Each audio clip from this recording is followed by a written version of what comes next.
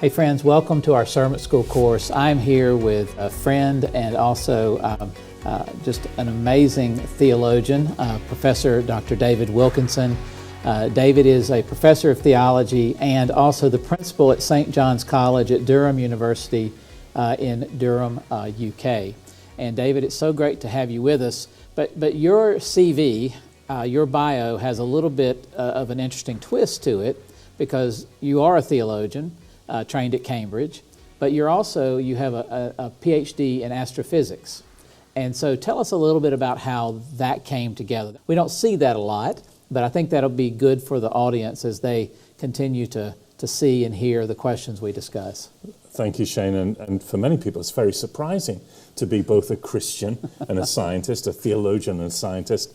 I was on a train from where we live in Durham, which is in the northeast of England, down to London the other day, and a person beside me said, "What do you do?"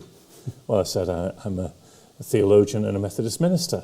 I'm always a little hesitant about saying that to people because you never quite know what people's reaction will be. Sure. And this man's eyes seemed to fill with fear as he thought to himself, oh no, all the way to London sitting beside this religious fanatic. So quickly changed the topic of conversation. He said, "What did you do before that?" Well, I said, "I did research in theoretical astrophysics." This time his eyes glazed as he thought to himself, what on earth did he mean by that? But he knew it was something to do with science. And so he asked me that question that many people have asked me over the years. How can you be a scientist and a Christian? Or how can you be a scientist and a Christian with integrity? Because you can live as a Christian on a Sunday and as a scientist Monday to Saturday. Sure. But it's always struck me that if I say as a Christian that Jesus is Lord, then that means that Jesus has to be Lord of my science, as well as my what I do on a Sunday. Yeah.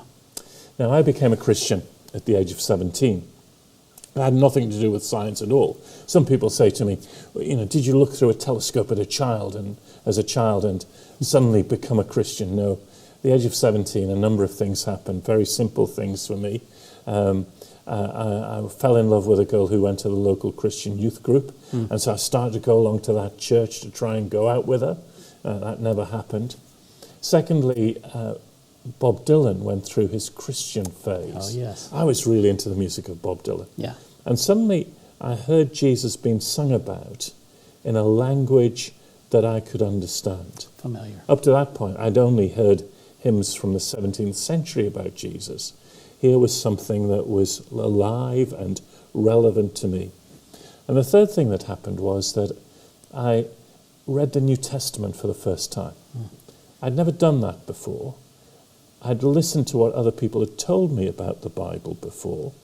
This time I read it and was fascinated by this story of Jesus. There was much of it that I didn't fully understand. But the story of the life, death and resurrection of Jesus meant that I came to a conclusion that this must be God walking the pages of history. There was no other explanation worthy of explaining who Jesus was but that. And that was at the age of 17, where in a small communion service in a Methodist church, I felt God's hand just saying, David, now's the time to make a commitment. At that stage, I'd already decided to do physics at university. I was interested a little bit in the science, had a good science teacher. But a lot of school science is, certainly in the UK a long time ago, was quite boring. And my real passion was cricket. I wanted to play cricket. Lots of people can't understand that, but I was really into it, and I thought university would be a great place to do some more cricket, and I needed a subject which wouldn't take very long time. Sure. I could do physics. That's right. I wouldn't have to write essays. I could just do the maths. I found myself at university having just become a Christian and with this new subject called physics. And at university, physics is much different. No longer do you talk about basic things like electricity and how things move. You talk about atoms and quantum theory and uncertainty. You talk about general relativity and warped space-time. These are fascinating things. And I think what happened for me, Shane, as well as that Jesus is Lord and therefore I had to have some relevance of the science being under his lordship, something else was happening. And that was, I was beginning to see something of what God had created. Now, the great astronomer Kepler once said that science is thinking God's thoughts after him. I think what physics was doing for me was giving me an insight into some of the things of what God had done. Now, a long time ago when our kids were small, if you come into our kitchen, on our fridge would be various pictures that the kids had done at school and had brought back home and were displayed in our kitchen.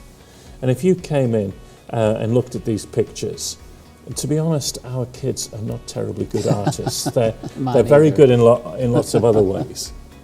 But they're there in our kitchen because we know the people who created it.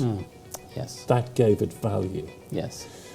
Can you see that as I was studying the universe, while knowing the one who'd created it, what God had created was even more valuable than just the science. And that's how I think for me, being a scientist and a Christian was a natural progression. The two grew up together rather than being one first and then the other. The two just went along together.